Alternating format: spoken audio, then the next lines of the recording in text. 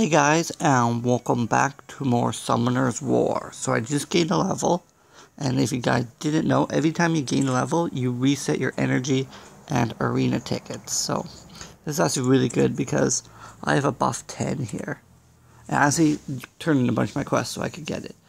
Buff 10 says 20% health, 20% attack. If I do these battles, I have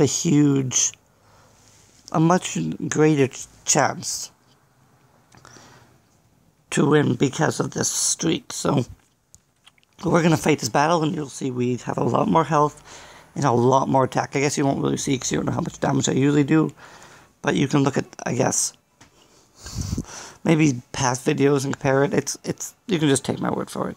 It's a lot more. So probably want to kill the bear guy quickly first. Pretty much you want to take out your biggest targets first, and I like to focus them down. So just want to use abilities that, yeah, see before he does that. Before he does that.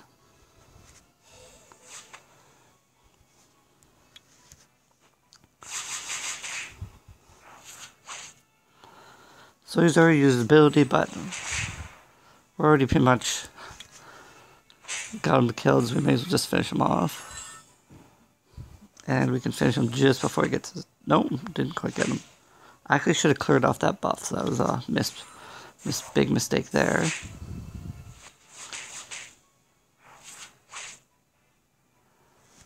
So, okay, so this is big. We killed one of our guys before they killed one of ours. So that already puts us up a little bit. So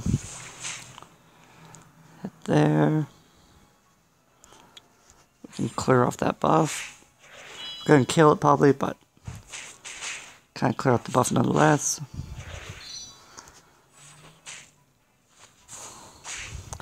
Yeah, so whoever you perceive as the most dangerous and whoever you think you can do the most damage to. So, done. So, another victory. As you see, it doesn't go above buff 10. So, this is one thing I wanted to show you quickly here. One other thing I was thinking of is, I'm still new, as you know, so I was looking at what to spend crystals on. One thing you can spend crystals on is a crystal titan. However, if you look at it, it's one crystal every 8 hours, which isn't that great. And I actually did the math here for you guys. The crystal titan costs 300 crystals, okay? He gives a crystal you get 3 crystals a day. Okay, so 3 crystals a day, it takes 100 days before he's paid himself back.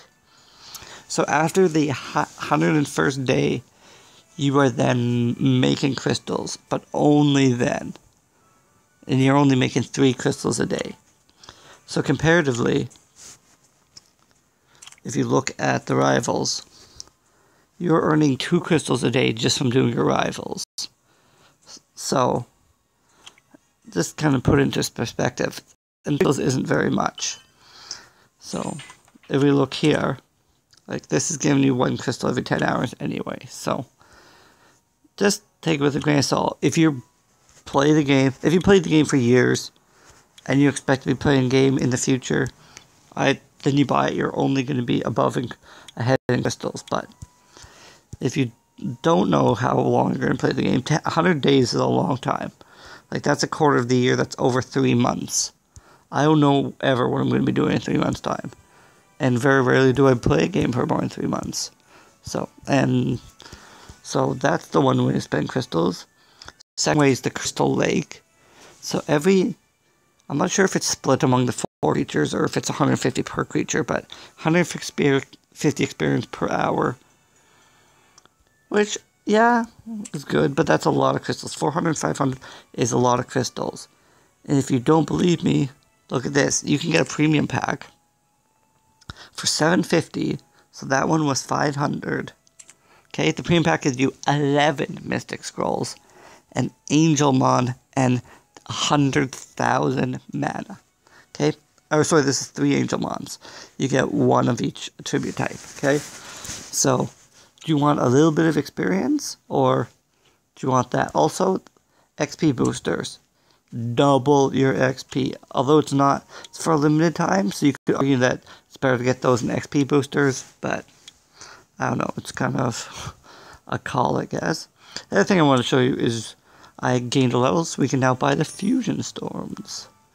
So I just want to put my fusion storms right where my other mana generating item is. But yeah, now I can generate even more passive mana. I'm sure we already looked at this. Yeah, it's 34 minutes remaining.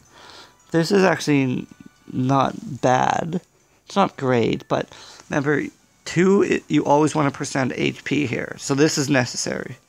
It has crit damage, crit rate, which are 2 good skills, but it's focus. I don't know when I'm going to be using a focus rune. So do I really want to spend $30,000 on this? It's a good rune. But do I want to spend $30,000 on a rune I'm not going to use? Same here. It's a good rune. It has attack, has crit damage, accuracy. Accuracy is kind of not amazing. However, when am I going to use a swift rune, especially to spend $43,000? I have $135,000 currently, so just think about it. Wow, it's huge. We're going to worry about milestones for a while now. That's just the quest. So now we got the quest done, and we can have to turn it in. So I started to save these though for when I really need XP. So if you don't turn them in, you can kind of control when you level up, more so than if you just use them right away. So head into the dungeon here. So 20, I have difficulty doing. Like if we go in here, yeah, like maybe if usually I bring Lead on, but if we bring this Epsilon Priest, we might be able to, but it's pretty difficult for my team right now, just because it's not very high, and I just reskilled my witch. The other thing I was going to show you guys is, if you've been watching, which I haven't done too many videos lately because I don't want to bore you, I have gotten my shark to level 25. However, to level it to 25, I would need 3 creatures of 3 stars to use, okay? So if you look, I only have 2, unless I use like one of these 2 creatures, but that'd be stupid. So what I'd have to do is I'd actually get another 3-star creature, or I'd have to train up one of these creatures to a high enough level, or then I can feed 2-star creatures. Pretty much, I'll explain this better. In order to get another 3-star creature, I'd have to evolve one because I don't have another one. You just can't have a creature out of thin air. So what I'd have to do is I'd have to train, say, this creature. I'd have to train it up to level, I think it's 20, and then use these 2 creatures to evolve it. So if you ever want to know what's the max level creature, you just go to that creature. It'll say right here, max level 20. So you get to level 20, then you can evolve it. It goes up maybe every 5 each time. Yeah, so every star, it goes up by 5. So, do we have a 1-star creature? I guess we can probably use this as an apple. 1 star is level 15. 2 stars level 20. 3 stars level 25. 4 stars 30. And that's actually the highest I have is 30. So I actually almost have the Sifid to max level, which is sweet. Still don't have our runes complete, but working on it. No one else has runes as well. So, well, I guess this guy does. And this girl does, but that's not really the point. And she just has runes, so like look at this rune. 2% health, 12 attack, 4 defense. What's this one? 3 attack. So this is the 6th slot. This is a valuable slot. I have plus 3 attack in there. It's just garbage, just absolutely garbage. So, but I've actually been wasting energy by not doing anything with it here. So let's actually go into a dungeon. So as usual, I'm farming the Hall of Magic because I want to evolve my Mystic Witch, or awaken it rather. So it's not really getting there that quickly, but I'm waiting for a water dungeon to open up. Once a water dungeon opens up, I'll really have a lot easier time of it. So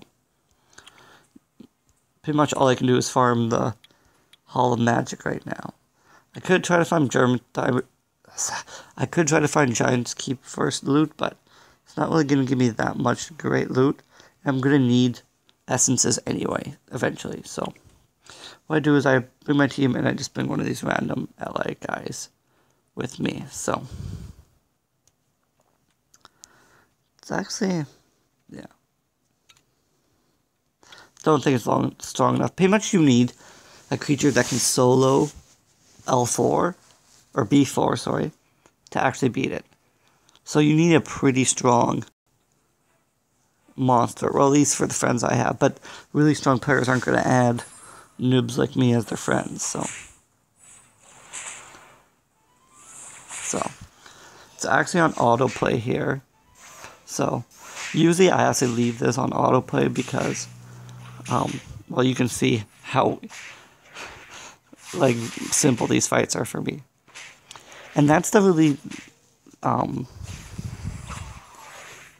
difficult thing to judge in this game, is watch this. Watch how convincingly I beat B3.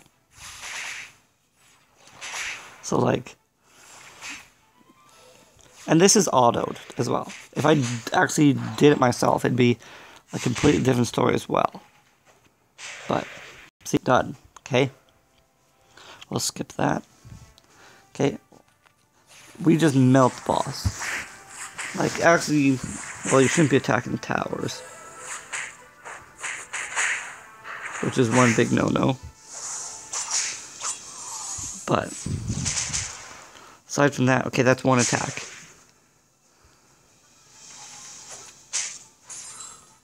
This one's actually not as convincing. Lots of times, if I focused on the boss, he dies just in like one full turn. Like, you'll be able to see it now. Okay, so that's one hit. That's about a quarter of his health. There's another, or not a quarter, but probably like a good 2/8. And yeah, attack brought him from about, he was about here, brought him all the way down in one attack. So you'd think I could do B5. No, can't really. It's very, very difficult to do B5, so I was keeping these people. These people respawn, so you may as well just bring the friends. Also, the neat thing is, if you use a friends monster, pretty much how it works is you get a pool of experience every time you win a battle or beat a monster or anything. That pool of experience is then separated between all the monsters who are not maxed. So, my shark here is not gaining experience, so he is not taking experience. So if he wasn't maxed, say he was level 20, all my characters here would be getting experience. And an equal amount. But since he's not taking experience, these three get more experience. So, hopefully that makes a bit of sense. So, I won't do too many more of these. I just want to kind of show you guys how it works. So I've spent a lot of time, just because I think it's fun, bringing in different teams and seeing if I can beat B4. Because that's just the interesting part of the game, is pushing yourself to the limit. Seeing how far you can go, and how successful you can be. Very, very interesting, very, very cool. So,